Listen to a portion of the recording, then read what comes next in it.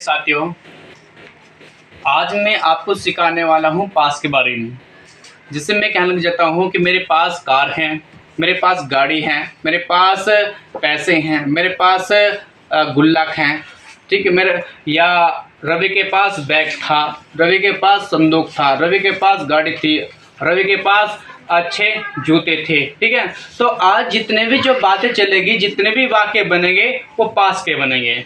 और पास का सेंटेंस ऐसा है कि हम पूरे दिन बहुत ज़्यादा इसके अंदर सेंटेंस बोलते हैं, ठीक है ना। जैसे मेरे पास में पेंसिल थी, मेरे पास में एक बैग था, मेरे पास में उसके पैसे थे, ठीक है। अगर सेंटेंस के अंदर पास आ जाए तो वे सेंटेंस किस प्रकार से बनेंगे, वे वाक्य किस प्रकार से बने, देख लीजिए, ठीक है। अगर आपका प्रेजेंट में आ रहा है, जैसे मेरे पास कार है, मेरे पास कार है, पास के बाद में है आ रहा है, हा, हूँ, ये सेंटेंस होते हैं प्रेजेंट के, ठीक है। प्रेजेंट के होते हैं और प्रेजेंट वाले में है, हा, हूँ आ जाए और बीच में आ जाए पास, तो पास की इंग्लिश या तो हैज आएगी या हैव आएगी। अगर आपका सब्जेक्ट को सिंगुलर आ रहा है, कोई एक आ रहा है, जैसे ही, सी या किसी का नाम मेल का हो, फीमेल का हो, तो वहां पर आएगी पास की इंग्लिश हैज। लेकिन प्लुरल आ रहा हो, जिससे कि आई का, यू का, वी का, मैं, तुम, हम, वे, मतलब कि एक से ज्यादा आ रहे हो, तो वहां पर पास की इंग्लिश आएगी हैव। तो बात करेंगे हम इसकी। जैसे फर्स्ट एग्जांपल में हमने कहा कि उसके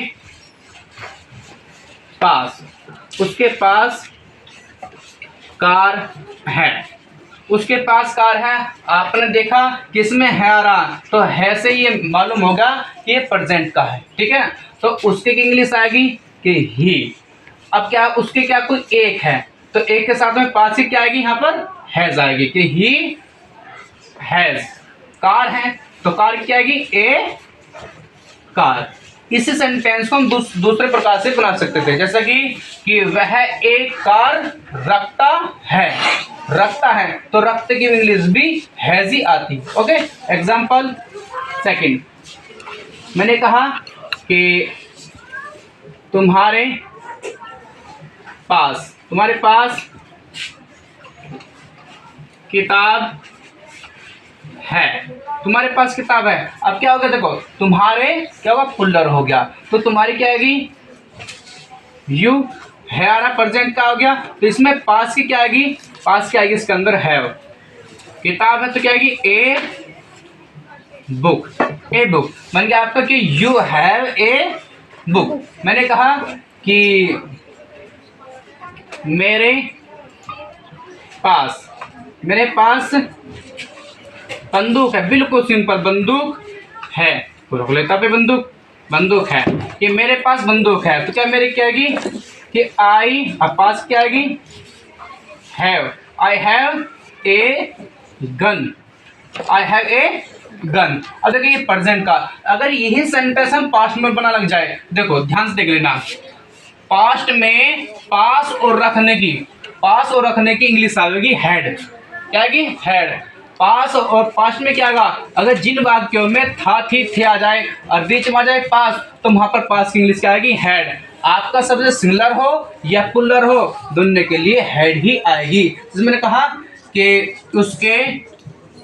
उसके पास कार थी, उसके पास कार थी, उसके अंदर क्या अर्थ है, यहाँ पर हैव अर्थ, क्योंकि वो प्रेजेंट का है। अब इसमें क्या अर्थ था, इसमें आ रहा थी, उसके पास कार थी, मतलब भूतकाल में थी, तो आएगा कि ही हैड ए कार। आपका सब्जेक्ट सिंगुलर हो या प्लुरल हो, दोनों के साथ में हैड ही आएगी। मैंने कहा कि तुम्हारे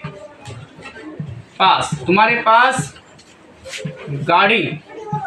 गाड़ी थी, तो आएगी कि यू हैड, पास की इंग्लिश हैड, क्या गाड़ी की, ए वैन। मैंने कहा कि कविता